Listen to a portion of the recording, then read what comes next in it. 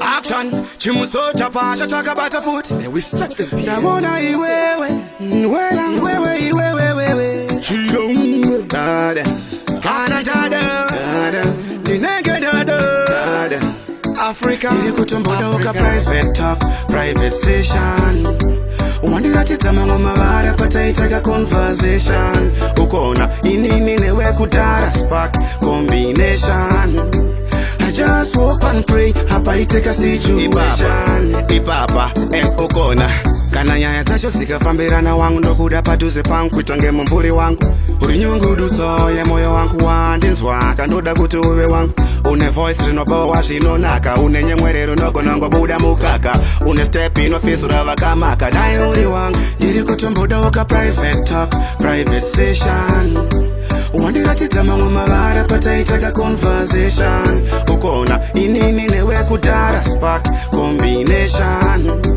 I just hope and pray hapa iteka situation. Let me promise you my uringirozi zvako endo wakaumbwa zvako. I'll never waste your time like tactic TikTok tiri tu.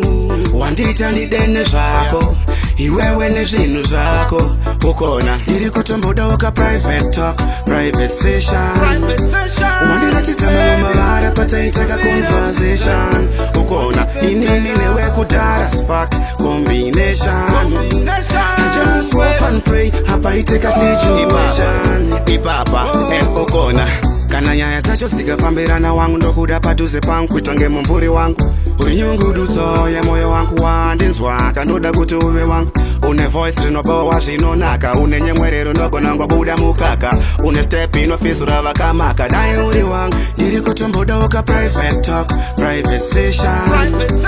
Wandiratidza mamwe mavara pataitaga conversation. Ukona inini newe kudara spark combination. I just hope and pray hapa iteka situation. Private session, baby.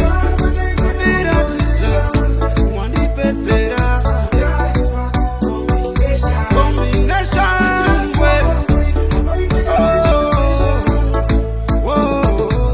we set the PS. Well,